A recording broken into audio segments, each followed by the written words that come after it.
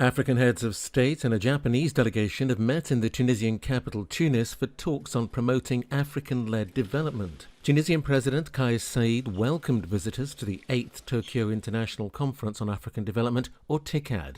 Japanese Prime Minister Fumio Kishida has tested positive for COVID-19 and used a video link to join the summit chaired by the African Union Chair Macky Sall. Près de 30 ans après son lancement, la conférence He says almost 30 years after its launch, the Tokyo Conference for African Development continues to deliver on its promises, with concrete results in the area of education, agriculture, health and water, to give just a few examples.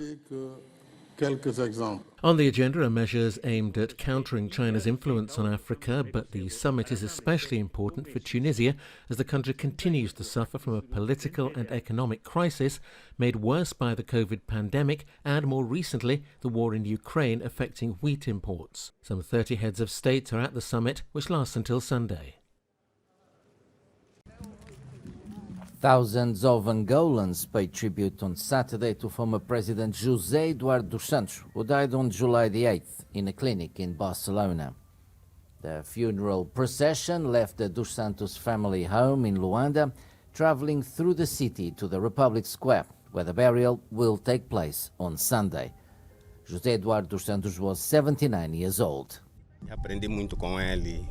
I've learned a lot from him since I was a kid. I followed his way of running the country, how he was a great president of the MPLA, a great president of the Republic. At the time, as a student, I followed and was inspired by him. He, besides being the architect of peace, fought very hard for our constitution, not to have the death penalty, not to have the death penalty. José Eduardo dos Santos died following a long illness. He ruled Angola for almost 40 years.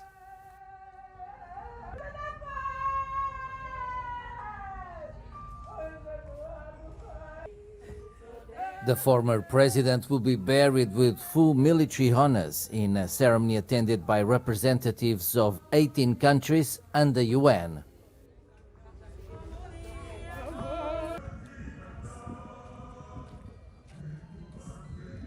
It was a quiet and discreet tribute to former President José Eduardo dos Santos before a state funeral on Sunday in Luanda.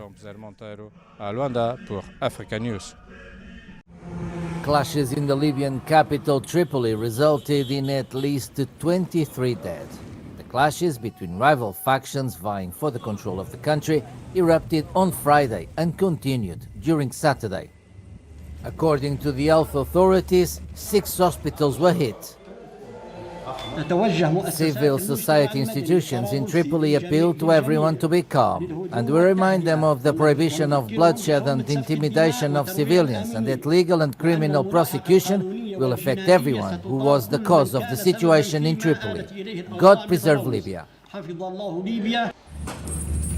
Abdulhamid Beiba's Government of National Unity, GNU, installed as part of a UN-led peace process following a previous round of violence, is challenged by a rival government led by former Interior Minister Fatih Bashaha. Bashaha claims that the GNU's mandate has expired. French President Emmanuel Macron concluded a 3-day visit to Algeria with a new pact between the two countries. The two heads of state signed a joint declaration that is set to mark a new stage in the relationship between Algeria and former colonial power France. Recently, the two countries were involved in a diplomatic row over the memory of the war in Algeria. I think it is a success. It is a very successful visit which has put a lot of things back in the right place and which has enabled a rapprochement which wouldn't have been possible without the personality of President Macron. Beyond the words, France is keen to obtain gas from Algeria, as well as counteract Russia's growing influence in the region. For Algeria, France plays a role in dealing with the growing insecurity in the Sahel region, as well as growing tensions with Morocco. UNICEF has condemned an airstrike by Ethiopian forces in the Tigray region, which locals say hit a kindergarten, killing 4 people, including 2 children. The attack on Friday is the first international confirmation that a kindergarten was struck after rebel authorities had earlier claimed an aircraft dropped bombs on a residential area in Mekele. Fighting resumed on Wednesday in northern Ethiopia between government forces and Tigrayan rebels after a 5-month truce. Both sides accused each other of restarting the war in the early hours of Wednesday after a lull in fighting since June 2021. The conflict in Tigray, which began in November 2020, has killed thousands.